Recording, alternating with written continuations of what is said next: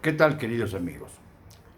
Durante el periodo presidencial de Ernesto Zedillo, un funcionario, Eduardo Ibarrola Nicolín, se dio a la tarea de organizar las extradiciones que se requerían, de tal modo que cuando el extraditado pisaba tierra mexicana, no era siquiera llevado a una celda, a una cárcel, simple y sencillamente venía arropado por una serie de amparos que evitaban que se diera la confrontación judicial. De esta manera arribaron personajes como aquel divino, el divino, ¿se acuerdan ustedes? Y también otros más, incluyendo por ejemplo Óscar Espinosa, que fue regente de la Ciudad de México, Óscar Espinosa Villarreal, y otros más que hacían felices a sus familias porque estaban detenidos durante un tiempo fuera de México, no sabemos en qué condiciones, probablemente en condiciones bastante favorables dentro de lo que es una penitenciaría. Pero cuando llegaban a México, se esfumaban los cargos.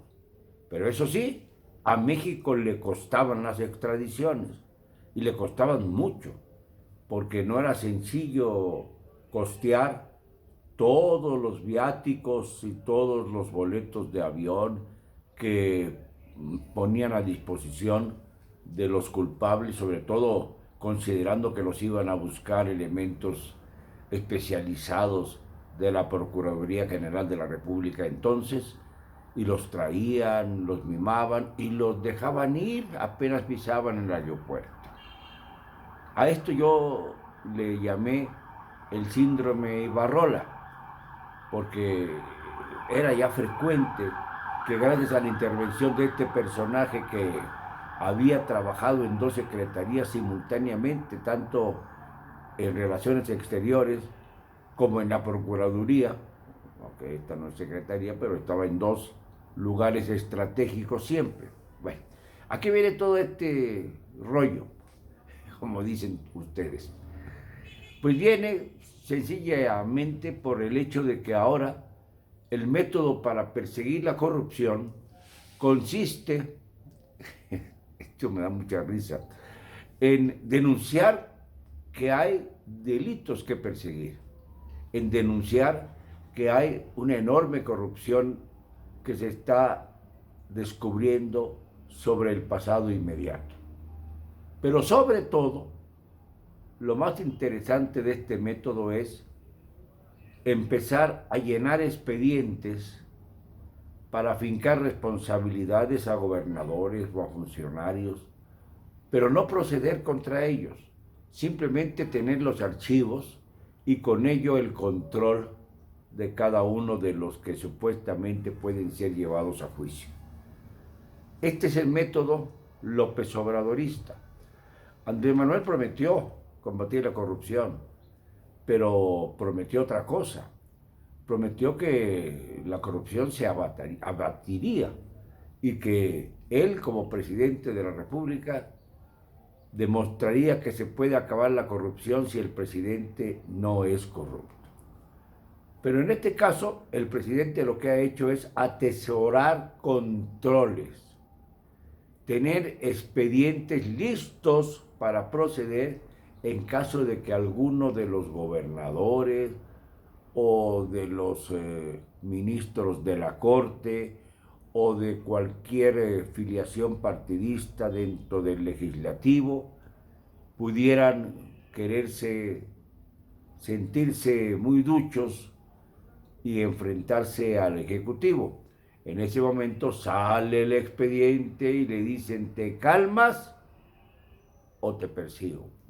Obviamente, generalmente los involucrados bajan la cabeza.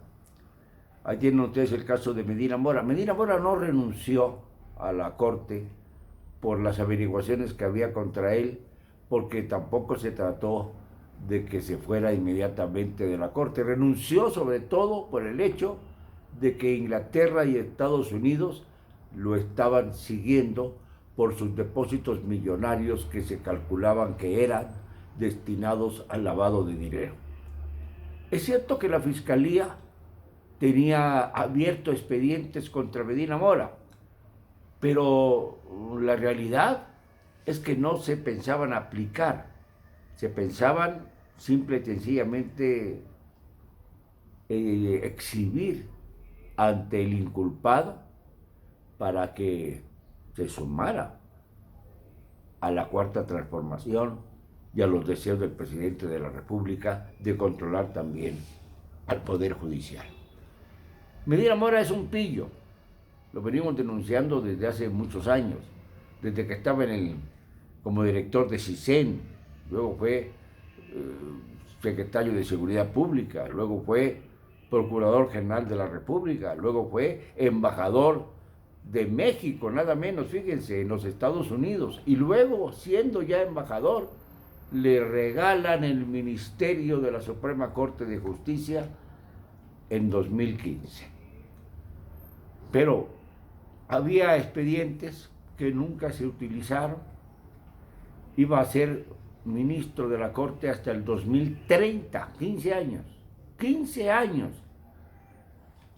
Sin embargo, lo que pasó en Inglaterra al estallar el problema, al descubrirse que se habían depositado en menos de 2 años, entre el 2016 y el 2018, algo así como 2.130.000 libras esterlinas, lo que equivale, ya lo dijimos ayer, a 51, 52 millones de pesos, que no es una cantidad brutal si nos vamos a las cantidades que manejan los delincuentes de cuello alto o de cuello blanco en el primer nivel de la delincuencia en este país. Pero se le asustó y el hombre corrió.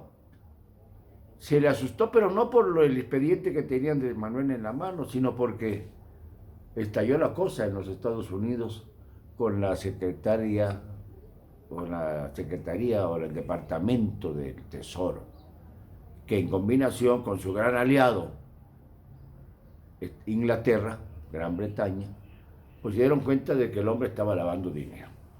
Y de ahí vino el terror, porque no era lo que se estaba averiguando precisamente en México, sino que era algo que saltó en Inglaterra. Pero bueno, el hecho es que al amparo de este síndrome Ibarrola no se extradita ya a los presos que son capturados en otros países y que tienen que ver con delitos que han fraguado en nuestro país.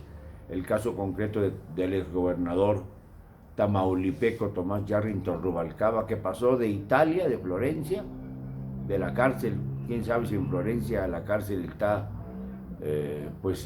dentro del estilo florentino de la época de Gloria, y lo llevaron a los Estados Unidos para responder a delitos relacionados con el lavado de dinero.